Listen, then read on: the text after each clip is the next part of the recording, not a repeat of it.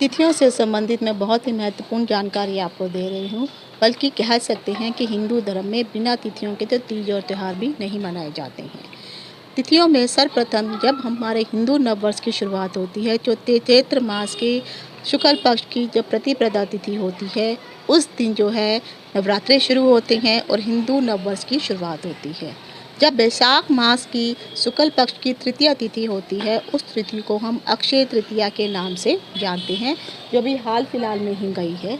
उसके पश्चात जब अश्विनी मास की 10वीं तिथि होती है और यह शुक्ल पक्ष की होती है, उसमें हम विजयदशमी अर्थात दशहरे का त्यौहार मनाते हैं। दिवाली के दिन जब अमावस्या होती है कृष्ण पक्ष में, उस समय और ये दिवाली का जो आधा भाग होता है, जिसे हम प्रदोष काल के नाम से जानते हैं, यह भी बहुत महत्वपूर्ण तिथि होती है। उसके पश्चात माघ मास के शुक्ल पक्ष की जब पंचमी तिथि होती है, जिसे हम बसंत पंचमी के नाम से जानते हैं। फिर आषाढ़ मास की जो नवमी तिथि होती है, उस तिथि को हम भंडली नवमी के नाम से जानते हैं।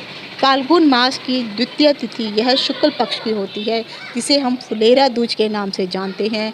कार्तिक मास की शुक्ल पक्ष की एकादशी, जिसे हम देव प्रबोधनी एकादशी के नाम से जानते हैं। यह जितनी भी तिथियां मैंने आज आपको बताई हैं, ये सारी की सारी तिथियां अबूझ मुहूर्त के अंतर्गत आती हैं। यानी अगर आप किसी प्रकार का कोई कार्य करना चाहते हैं तो इस दिन अबूझ मुहूर्त होता है, आप कार्य कर सकते हैं। कुछ लोगों का यह मानना है कि जिस दिन भी अबूझ मुहूर्त होता है, उस दिन आप जो है विवाह इत्यादि भी कर सकते हैं। लेकिन मैं एक चीज़ अवश्य कहना चाहूँगी, अगर आप विवाह इत्यादि सोचना चाहते हैं तो कोशिश करिए सबसे पहले अपनी कुंडली के अकॉर्डिंग जो है वर और वधू के कुंडली के अनुसार ही अच्छी सी तिथियों का चयन करके ही विवाह करिए। लेकिन कुछ लोग जल्दबाजी में विवाह करना चाहते हैं, तब जाकर के आप इन तिथियों का, पर मैं कहूँगी कि सभी तिथियाँ का प्रयोग नहीं हो सकता है। ना तो प्रतिपदा तिथि का प्रयोग हो सकता है, ना ही कृष्ण पक्ष की अमावस्या तिथि का प्रयोग हो सकता है। तो जो भी आपको अगर कोई विवाह से संबंधित कोई कार्य करना है तो कोशिश करिए पंडित जी से जो है आप विवाह का शुभ मुहूर्त निकाल करके ही विवाह करिए। तिथियों से संबंधित और अन्य जानकारियां अगर आप चाहते हैं तो मैंने एक श्रृंखला बनाई है, तिथियों की रहस्यमय कहानियाँ।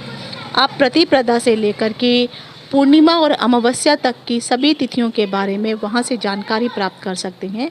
उन तिथियों से संबंधित जो लिंक है मैं अपने डिस्क्रिप्शन बॉक्स में आपको दे दूंगी।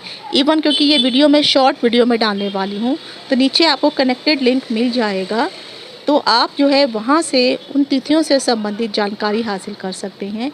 आशा करती हूँ जो जानकारी दी आपके लिए लाभदायक होगी। इति शुभम, नमस्कार।